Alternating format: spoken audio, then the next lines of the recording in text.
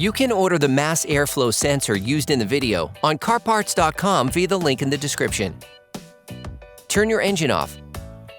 Set the parking brake. Pull on the hood release handle and open the hood.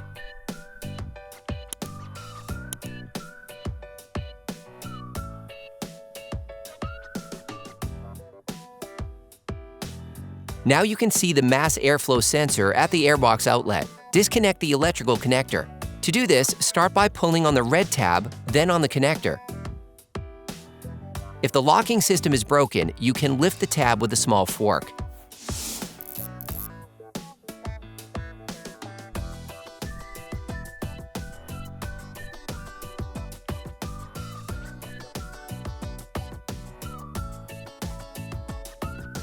Using a Torx T15 screwdriver, unscrew the two sensor retaining screws.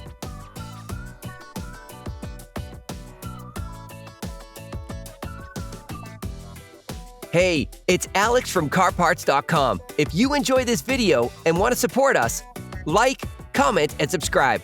Okay, back to work. Then remove the sensor. You can order the mass airflow sensor used in the video on CarParts.com via the link in the description. Insert the sensor into its housing. Then screw the two retaining screws back in.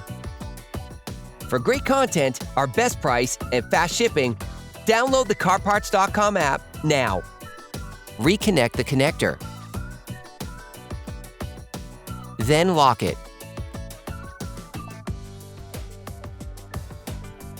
Operation complete.